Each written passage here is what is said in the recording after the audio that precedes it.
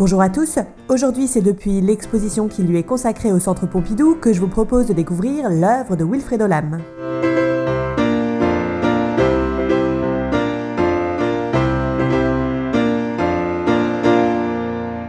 Né à Cuba en 1902, Lam fait partie des artistes majeurs du XXe siècle qui a navigué entre les différentes avant-gardes artistiques de son époque. Pourtant, Lam fait partie des artistes trop souvent ignorés lorsque l'on parle des différentes personnalités de son temps. Suivant la proposition du Centre Pompidou, je vous propose de remettre les points sur les i et de redonner à Lam la place qu'il mérite au sein du XXe siècle. Avant de commencer, une petite mise en garde contre une vision limitée qui consisterait à ne voir Lam que sous le prisme de ses origines cubaines.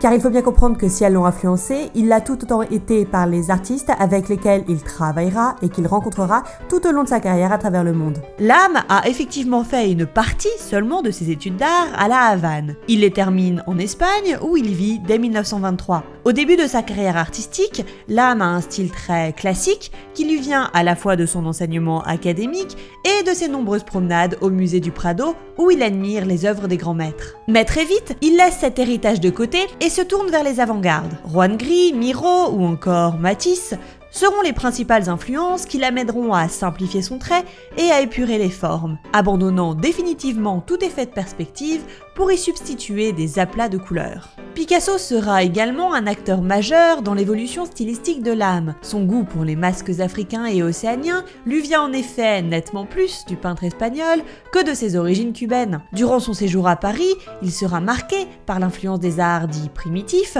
sur les différentes avant-gardes et en retiendra la force d'expression et la violence des traits. Arrêtons-nous une seconde devant cette toile, le chef-d'œuvre absolu de Lam. La jungle, il entame l'année de son retour à Cuba.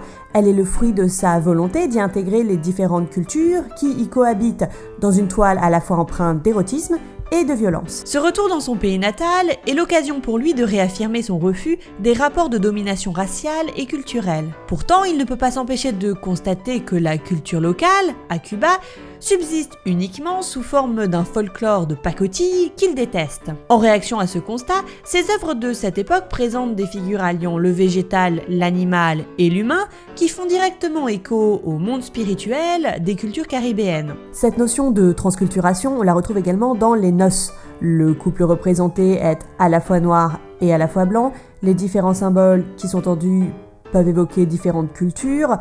Et on peut peut-être aussi voir d'ailleurs différents symboles religieux, mais c'est pas une diversité qui empêche l'union, union qui pourrait bien d'ailleurs être avant tout de nature sexuelle. Et la sexualité est très présente dans l'œuvre de Lam. En même temps, de la part de quelqu'un qui a fréquenté Breton et les surréalistes, est-ce si surprenant? Entre les cornes et autres formes phalliques, les seins et les poses suggestives, le sexe peut paraître omniprésent, voire même agressif. Pourtant, ce que les noces et d'autres œuvres suggèrent, c'est une vision beaucoup plus positive de la sexualité, perçue comme un acte créatif. De l'union proviendrait la fécondité, et Lam plaidait très certainement pour la réunion des êtres. La représentation de la sexualité chez Lam n'est pas gratuite, elle n'est pas le produit d'une quelconque défiance envers l'Église ou la censure. Elle est en fait parfaitement intégrée dans sa réflexion autour de la notion de transculturation et suggère que l'union, y compris l'union amoureuse, peut permettre de dépasser les oppositions, les hiérarchisations et les conflits entre cultures. Mais il serait absurde de penser que l'œuvre de Lam n'est qu'amour. La violence y a aussi sa place. Cette colère, celle qu'il ressent,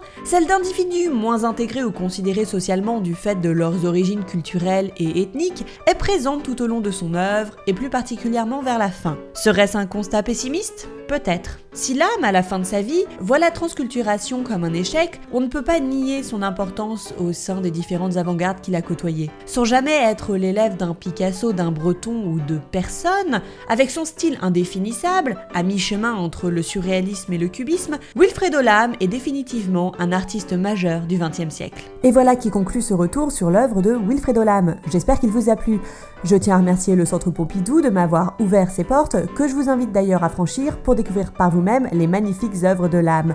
Quant à moi, je vous dis à bientôt pour encore plus d'art.